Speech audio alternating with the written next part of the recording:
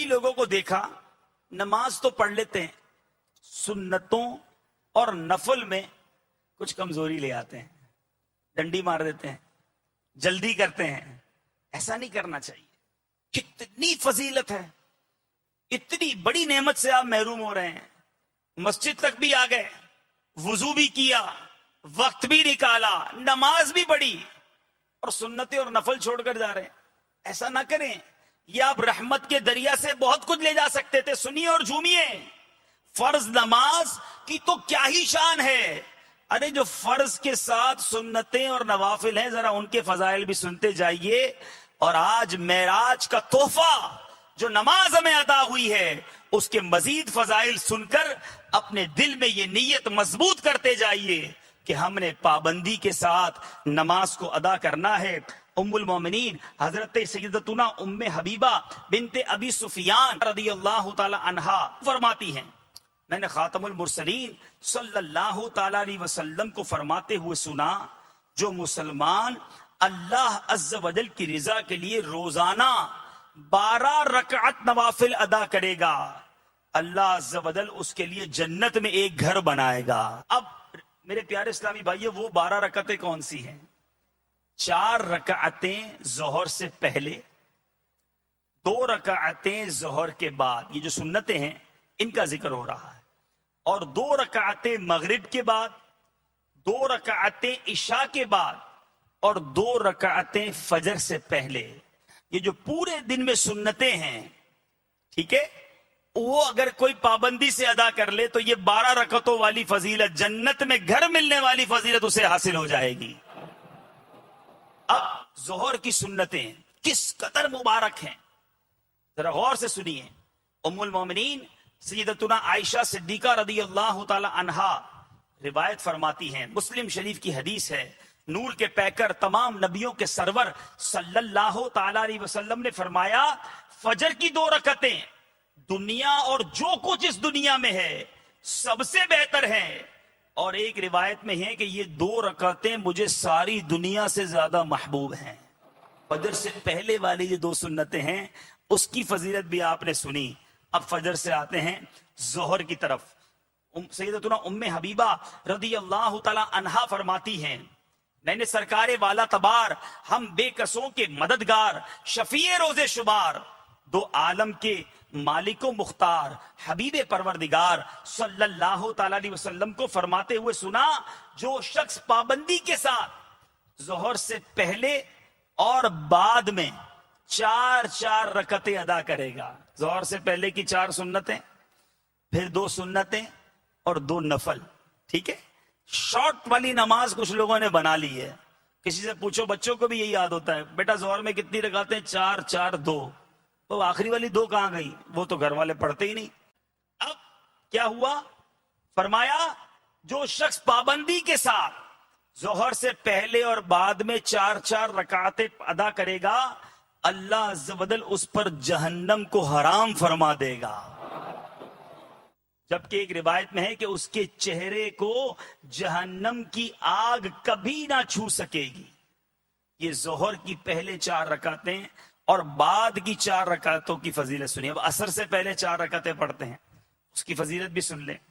حضرت سیدنا ابن عمر رضی اللہ تعالیٰ عنہ سے روایت، نور کے پیکر تمام نبیوں کے سرور صلی اللہ تعالی علیہ وسلم نے فرمایا، اللہ عز و جل اس شخص پر رحم فرمائے جو عصر سے پہلے 4 رکعتیں ادا کرتا ہے. ایک اور جگہ میرے آقا نے فرمایا، جو عصر سے پہلے 4 رکعتیں ادا کرے گا، اللہ عز و جل اس کے بدن کو جہنم پر حرام فرما دے گا. دکان پہ بیٹھے رہیں گے، اذان ہوئی، ارے ابھی تو اذان ہوئی ہے، ابھی تو 10 منٹ باقی ہیں، بیٹھو بیٹھو، ابھی بھی 5 منٹ ہیں، ارے ابھی جب اقامت ہوگی چلیں گے تو رکوع تک پہنچ جائیں گے. بالکل لاسٹ مومنٹ میں مسجد میں آنا ہے، باتیں کر رہے ہیں، ٹیلی فون پر بات، مستی مذاق کا وقت. ارے اگر 10 منٹ پہلے آ گئے، 4 رکعتیں ادا کر لی، جہنم سے نجات کا مشتہ مل رہا ہے. تو میرے پیارے اسلامی بھائیوں، یہ سودا مہنگا نہیں ہے. حضرت سیدنا ابو ہریرہ رضی اللہ عنہ سے روایت ہے، ابن ماجہ کی حدیث ہے، میرے آقا صلی اللہ تعالی علیہ وسلم نے فرمایا، جو مغرب کے بعد 6 رکعتیں اس طرح ادا کرے کہ ان کے درمیان کوئی بری بات نہ کہے، تو یہ 6 رکعتیں 12 سال کی عبادت کے برابر ہوں گی۔ مدنی انعام میں اوابین بھی ہے، دیکھتے جائیے، حدیثیں سنتے جائیے اور مدنی انعامات کی اہمیت کو سامنے رکھیے۔ مغرب کی نماز کے بعد 6 رکعتیں ادا کی جائیں اوابین کی نیت سے، فضیلت آپ نے سن لی۔ ایک اور جگہ سیدنا عمار بن یاسر فرماتے کہ میں نے سرکار دو عالم صلی اللہ تعالی وسلم کو نماز مغرب کے بعد 6 رکعتیں ادا کرتے دیکھا۔ آپ صلی اللہ تعالی علیہ وسلم نے فرمایا کہ جو مغرب کے بعد 6 رکعتیں ادا کرے گا اس کے گناہ معاف کر دیے جائیں گے، اگرچہ سمندر کے جھاگ کے برابر کیوں نہ ہو۔ اب بتاؤ، اس قدر بابرکت ہیں یہ اوابین اور یہ مغرب کے بعد کے 6 نوافل۔ اب عشاء میں 4 رکعتیں عشاء کے فرض سے پہلے ہیں، بہت کم لوگ پڑھتے ہیں۔ اتنا کچھ ملتا اور میں روز چھوڑ دیتا ہوں۔ آپ کو کوئی کہ جناب آپ نے اپنی دکان پر یہ کام کر رہے ہیں نا، روزانہ ایک چھوٹا سا کام یہ بھی کر لیں، آپ کے پیسے ڈبل ہو جائیں گے۔ آپ بولے یار ایک کیوں دے رہے ہو، 2 دے دو، پیسے 3 گنا کر دینا۔ تو جب کسی تھوڑے سے کام کرنے سے بینیفٹ زیادہ ہو، وہ کام ہم فوری کر لیتے ہیں۔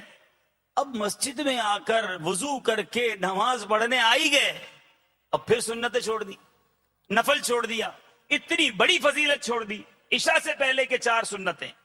میرے پیارے اور محترم اسلامی بھائیوں، حضرت انس رضی اللہ تعالیٰ عنہ سے روایت، شہنشاہ ابرار صلی اللہ تعالی علیہ وسلم نے فرمایا ظہر سے پہلے 4 رکعتیں عشاء کے بعد 4 رکعتیں ادا کرنے کی طرح ہیں، اور عشاء کے بعد 4 رکعتیں ادا کرنا شب قدر میں 4 رکعتیں ادا کرنے کے برابر ہے، شب قدر کی 4 رکعتوں سے برابر۔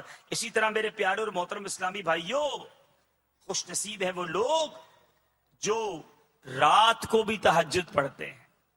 اللہ تعالیٰ ہمیں تہجد کی توفیق عطا فرما۔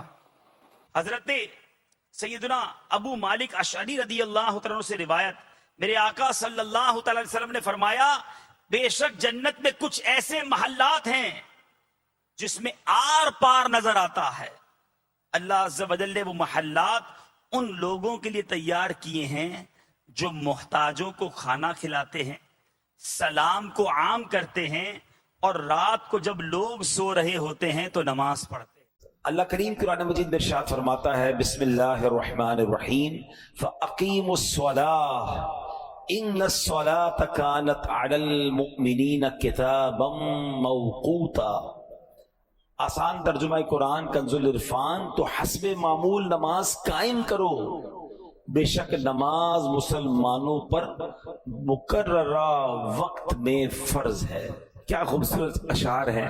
ہر عبادت سے برتر عبادت نماز، ساری دولت سے بڑھ کر ہے دولت نماز، یا خدا تجھ سے عطار کی ہے دعا، مصطفیٰ کی پڑھے ساری امت نماز، آمین۔ تو اے میرے پیارے اسلامی بھائیو، قرآن میں ہم نے سنا بے شک نماز مسلمانوں پر مقررہ وقت میں فرض ہے۔ اس کی تفسیر میں کیا خوبصورت لکھا، تفسیر قرآن صراط الجنان میں ہے کہ نماز کے اوقات مقرر ہیں، فکسڈ ہیں، لہٰذا لازم ہے کہ ان اوقات کی رعایت کی جائے، یعنی نماز ٹائمنگ کے اندر فرض ہے، اپنی مرضی سے نہیں پڑھنی کہ چلو صبح ساری پڑھ لی، شام بعد میں ساری پڑھ لی۔ نماز کے ٹائمنگ قرآن فرما رہا ہے فرض ہیں۔ اچھا، بعض لوگوں نے یہ بھی سوال پوچھا کیا قرآن کریم میں 5 نمازوں کے وقت کا ذکر بھی موجود ہے؟ یہی سوال ایک مرتبہ سلطان المفسرین حضرت عبداللہ ابن عباس رضی اللہ تعالیٰ عنہ سے پوچھا گیا۔ کسی نے عرض کی کیا قرآن کریم میں 5 نمازوں کے وقت بیان کیے گئے ہیں؟ فرمایا ہاں، قرآن کریم کی 2 آیات میں 5 کی 5 نمازوں کے وقت جمع کر دیے گئے ہیں۔ پھر آپ نے پارہ 21 سورہ روم کی آیت نمبر 17 اور 18 کی تلاوت کی۔ اب ذرا غور سے سنیے کہ قرآن میں 5 نمازوں کا ٹائمنگ کیسے بیان ہوا۔ درود پاک پڑھنے کے بے شمار فضائل و برکات ہیں۔ میرے آقا مدینے والے مصطفیٰ صلی اللہ تعالی وسلم فرماتے ہیں اذا فرغ احدکم من طہورہ فلیقل अशहदु अल्ला इलाहा इल्लल्लाहु व अन्ना मुहम्मदन अब्दुहु व रसूलुहु सुम्मा लियुसल्ली अलैया फ़इज़ा क़ाल ज़ालिका फ़ुतिहत लहु अब्वाबुर रहमा। नबी पाक फरमाते जब तुम में से कोई वुजू से फारिग हो तो अशहदु अल्ला इलाहा इल्लल्लाहु व अन्ना मुहम्मदन अब्दुहु व रसूलुहु पढ़े, फिर मुझ पर दुरूद शरीफ पढ़े। जब वो ये पढ़ेगा तो उसके लिए रहमत के दरवाजे खोल दिए जाएंगे। तो रोजाना वुजू के बाद ये कलमा पढ़ना है और दुरूद पाक पढ़ना है। मैं दोबारा पढ़ लेता हूं, बल्कि मिलकर पढ़ लें। अशहदु अल्ला इलाहा इल्लल्लाहु व अन्ना मुहम्मदन अब्दुहु व रसूलुहु, और उसके बाद दुरूद पाक पढ़ना है। तो अल्लाह की पाकी बयान करो जब शाम करो और जब सुबह करो, और उसी के लिए तारीफ है आसमानों और जमीन में, और उस वक्त जब दिन का कुछ हिस्सा बाकी हो और जब तुम दोपहर करो। फिर हज़रत अब्दुल्लाह इब्न अब्बास रज़ी अल्लाह तआला अन्हुमा ने फरमाया इस आयत में तस्बीह से मुराद नमाज है, शाम की तस्बीह से मुराद मगरिब और इशा है, सुबह की तस्बीह से मुराद नमाज फजर है, जब दिन का कुछ हिस्सा बाकी हो उस वक्त की तस्बीह से मुराद नमाज असर है, दोपहर की तस्बीह से मुराद जोहर की नमाज है। तो सुभान अल्लाह, कुरान पाक में पांचों नमाजों के जो औकात हैं वो भी बयान किए गए। अच्छा, अब वक्त के अंदर नमाज पढ़ना लाजिम, एक भी नमाज का गुजार देना यानी कजा कर देना बहुत सख्त गुनाह है। बंदे को कैसी मजबूरी हो, जब तक शरीयत इजाजत ना दे नमाज को उसके वक्त से हटाना। मसलन ये सोचना कि यार अभी जोहर में मसरूफ हूं, असर के साथ पढ़ लूंगा, मगरिब और इशा एक साथ पढ़ लूंगा, ये हरगिज जायज नहीं है। अब जरा गौर कीजिएगा नमाज टाइमिंग में कितनी जरूरी है कि एक मरतबा एक जंग का मौका है, मुसलमानों और कुफ्फार की जंग हो रही है।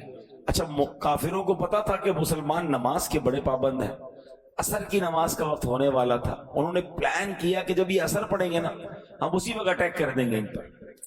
अब ये उनका प्लान था। अल्लाह करीम ने हजरत जिब्रील अलैहिस्सलाम को भेजा और सुभान अल्लाह, अल्लाह ने क्या खूबसूरत तरीका इरशाद फरमाया। कुरान में 5वें सिपारे की आयतें नाजिल हुई, उसमें अल्लाह पाक ने नमाज खौफ का तरीका इरशाद फरमाया, ताकि जब ऐसा मामला आ जाए कि तुम दो गिरोह में बट जाओ और एक गिरोह जमात में शामिल हो, इमाम के साथ एक रकात पढ़े, फिर जो दूसरा ग्रुप है दुश्मन के मुकाबले में रहे, फिर पहला गिरोह दुश्मन के मुकाबले में आ जाए, दूसरा इमाम के साथ जमात में शामिल हो। ये एक पूरा तरीका है जो कुरान पाक में तफसील के साथ बयान किया गया। अब यहां अंदाजा लगाएं कि नमाज को वक्त के अंदर पढ़ना कितना जरूरी है। हालत जंग में भी जोहर और असर या मगरिब और इशा मिलाकर पढ़ने की इजाजत नहीं दी गई। अब जरा गौर करें कितना इंपॉर्टेंट है कि दुश्मन सामने है, सफे बनी हुई है, असर का वक्त आया, ये नहीं फरमाया कि अभी लड़ाई है, जंग है, इसके बाद पढ़ लेना, नहीं, तरीका पूरा बयान हुआ कुरान में कि इमाम खड़ा हो और जनाब एक सफ बनाई जाए और एक जो ग्रोह है वो दुश्मन के मुकाबले में रहे। एक रकात अदा करने के बाद, ऐसा नहीं कि पूरी 4 रकातें, एक रकात ये अदा करें फिर ये दुश्मन के मुकाबले में जाए और वो ग्रोह आ जाए। टाइमिंग के साथ दुश्मन के मुकाबले में भी नमाज भी पढ़ने का हुक्म कुरान ने दिया और बाद जमात नमाज पढ़ने का हुक्म दिया। अब हमारा हाल क्या है, यार आज सर में दर्द है, जरा कल पढ़ लेंगे, आज घर में मसरूफियत ज्यादा है, कल पढ़ लेंगे, आज बड़ी इंपॉर्टेंट मीटिंग ऑफिस में चल रही है, बड़ा अहम कस्टमर आया हुआ है, अब्रॉड से आया हुआ है और बड़ा जनाब ऑर्डर फाइनल होना है, यार शाम को पढ़ लेंगे, नहीं जनाब आज जरा बारिश हो रही है, मौसम ठीक नहीं है, कल पढ़ लेंगे। यानी हो ये गया है कि हमें हर मसरूफियत में जो सबसे पहली चीज हम ड्रॉप करते हैं वो हम नमाज को ड्रॉप करते हैं। हालांकि किसी भी हालत में, किसी भी सिचुएशन में, यानी इससे बड़ी क्या सिचुएशन होगी कि दुश्मन सामने खड़ा है, मगर सहाबाए किराम को उस वक्त भी नमाज पढ़ने का टाइम के अंदर हुक्म दिया गया। काश ये रियलाइजेशन हो जाए, सारे काम बाद में हैं, पहले नमाज। माशाल्लाह कई हमने देखा ऑफिस के बाद लिख देते नमाज का टाइम, بھائی اس وقت کام بند ہے، 5 10 15 منٹ کا بریک لیں، اپنے امپلائیز کو پڑھائیں. میں آپ کو مزے کی بات بتاؤں، دعوت اسلامی میں آلموسٹ پاکستان میں 42,000 امپلائیز ہیں. 42,000 امپلائیز والی کمپنی، شاید یہاں پر کوئی بھی نہیں بیٹھا ہوگا اتنی بڑی کمپنی کا اونر، ٹھیک ہے. لیکن ہمارا رول یہ ہے کہ جو بھی مصروفیت ہے، نماز کا ٹائم ہوگا وہ کام بند ہو جائے گا، سارے لوگ نماز پڑھیں گے. بلکہ یہ رول ہے کہ جو بے نمازی ہے وہ ہمارا امپلائی نہیں بن سکتا. یعنی ہمارا رول یہ ہے کہ جناب جو اللہ کا نافرمان ہے وہ ہماری کمپنی کا فرما بردار کیسے بن سکتا ہے. آپ رول بنائیں نا کہ بھائی میرے آفس میں نمازی بندہ ہی جاب پہ رہے گا، اس سے کیا فائدہ ہوگا؟ 100 آدمی، 200 بندے، 500 بندے، جتنے سب نمازی بن جائیں گے، سب کا ثواب آپ کو ملے گا. عادت ہو جائے گی نماز کی، اور آپ بھی نماز پڑھیں. یعنی آپ جو جس پوزیشن پر ہے، اگر اس پوزیشن پہ نماز کے وقت پر آپ کھڑے ہو کے نماز پڑھنے چلے جائیں یا نماز کا اہتمام کریں اپنے آفس میں، فیکٹری میں، گھر میں. بچوں کو بھی یہ ٹریننگ ہو کہ نماز چھوڑنے کا تصور ہی نہیں ہو. یعنی سب کو پتا ہے نماز کا ٹائم ہوگا، کوئی اور کام نہیں انشاءاللہ. اور میں آپ کو صحیح بتاؤں، آپ نمازی بنے، ہمارے بچے نمازی بنیں گے. ہم تو ڈیلیبریٹلی اپنے بچوں کو ایک تربیت دے رہے ہیں، انفارچونیٹلی بتا نہیں رہے ہیں، مگر ایک ٹریننگ کیا دے رہے ہیں کہ ہر جمعے کو ابو نماز کے لیے جاتے ہیں تو اب بچہ بھی جمعے کو ہی آئے گا. میرے آپ کے مرنے کے بعد بھی جمعہ ہی پڑے گا، کیونکہ اس نے دیکھا ابو تو ہر جمعے کو ہی مسجد جاتے ہیں، اس کے بعد تو پھر رمضان میں جاتے ہیں. یہ پوری ٹریننگ ہم ڈیلیبریٹلی دے رہے ہیں اپنے بچوں کو، اور ہمارے مرنے کے بعد بھی جمعہ ہی پڑھیں گے. تو آج ہم نے سنا کہ ایٹ اینی کاسٹ نماز قضا نہیں ہوگی. مفتی امجد علی اعظمی صاحب جنہوں نے بڑی کمال کی فقہ کی کتاب لکھی بحر شریعت، آپ نے اس میں ایک مسئلہ لکھا کہ اگر بندہ کشتی میں جا رہا ہے، کشتی اللہ نہ کرے طوفان کی نظر ہو گئی، ٹوٹ گئی، ایک بندے نے تختہ پکڑ لیا، تختے پہ بڑی مشکل سے بیٹھ گیا. اب اگر اس تختے پر بھی نماز کا وقت آئے گا تو اس حالت میں بھی اس پر نماز پڑھنا فرض ہوگی. اس سچویشن میں بھی نماز معاف نہیں ہے. لیکن ہم ہر چھوٹی سی سچویشن پہ، چھوٹی سی مصروفیت پہ چھوٹا سا ایکسکیوز لے کر سب سے پہلے نماز کو چھوڑ دیتے ہیں. اب نیت کر لیں ہم ایسا نہیں کریں گے انشاءاللہ. صاحب بحر شریعت کی بات ہو رہی تھی مفتی امجد علی اعظمی صاحب کی، تو آپ کی زندگی کا ایک واقعہ آپ کو سناتا ہوں. ایک بار آپ بیمار ہو گئے تھے، بیماری کی وجہ سے آپ بے ہوش ہو گئے اور طویل بے ہوش رہے. دوپہر کو بے ہوش ہوئے، ظہر کی نماز کا وقت چلا گیا، عصر میں آپ بیدار ہوئے. جیسی ہوش آیا پہلا سوال یہ کیا کہ ظہر کا وقت باقی ہے؟ تو کسی نے بتایا حضور ظہر کا تو وقت چلا گیا ہے. آپ کی آنکھوں سے آنسو نکلنا شروع ہوا. کہا حضور کہیں درد ہو رہا ہے، دوبارہ تکلیف ہو رہی ہے؟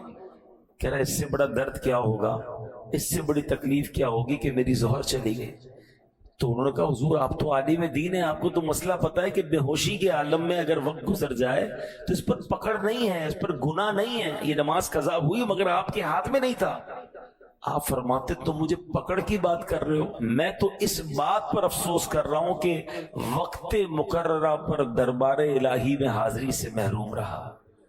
مقررہ ٹائم تھا، اس وقت پر میں اللہ کی بارگاہ میں حاضر نہیں ہو سکا، مجھے اس کا افسوس ہو رہا. یعنی یہ وہ لوگ تھے کہ جن کے اختیار میں نہیں تھا، بیماری کی وجہ سے بے ہوشی کے عالم میں نماز کا وقت چلا گیا، اس کے باوجود تکلیف ہے. سچ بتائیں کبھی ہماری نماز قضا ہو، ہمارے چہرے پر، ہمارے دل میں کوئی تکلیف تاری ہوتی؟ یہ بھی بڑا مسئلہ ہے. نماز چلی گئی اس کا افسوس بھی نہیں ہے، پورا گھر ناشتے کی ٹیبل پر جمع ہے، سب کی فجر قضا ہو چکی ہے، ہنس ہنس کے باتیں کر رہے، کسی کو یہ فکر نہیں ہے کہ فجر چلی گئی ہے. کسی دن اسکول مس ہو جائے، اسکول کی وین آ کر چلی گئی، بتاؤ گھر میں کیسی افراتفری، کتنا غصہ، کتنی ناراضگی. اسکول چھوڑ دی اس نے، ٹائم پہ نہیں اٹھا، تم نے نہیں اٹھایا، تمہاری غلطی ہے. یار ایک دن کی اسکول چلی گئی، اتنی ٹینشن. فجر سب کی چلی گئی، نو ٹینشن. کیسا گھر ہے وہ؟ ذرا سوچئے کہ صبح ہوتی ہے اس گھر میں کوئی بھی نہیں اٹھتا فجر کے لیے. یعنی مارننگ میں ہی اللہ کو ناراض کر دیا، یعنی سٹارٹ آف دا ڈے اللہ کو ناراض کر کے ہم اٹھ رہے ہیں سارے. یار ابتدا ایسی تو ہو کہ سارے گھر والے اٹھے.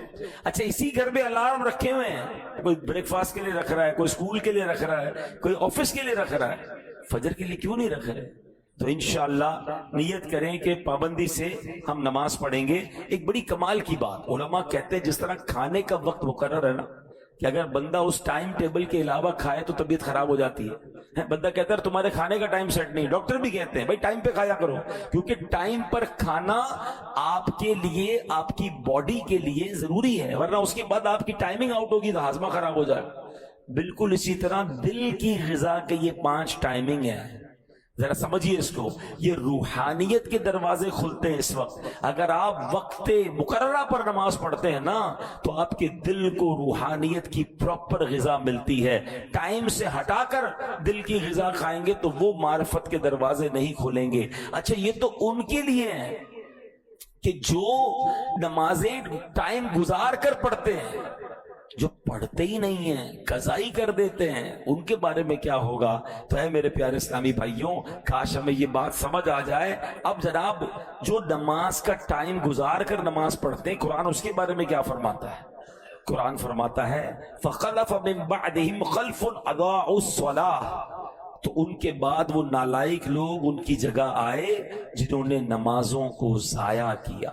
صحابی رسول حضرت عبداللہ بن مسعود رضی اللہ تعالیٰ عنہ اس آیت کی تفسیر میں فرماتے ہیں اس کا معنی یہ نہیں کہ وہ لوگ سرے سے نماز نہیں پڑھتے تھے, بلکہ معنی یہ ہے کہ وہ لوگ نماز کا وقت گزار کر نماز پڑھتے تھے. دیر سے نماز پڑھنے والوں کے بارے میں قرآن یہ کہہ رہا ہے جو سرے سے نماز نہیں پڑھتے ان کا کیا حال ہوگا.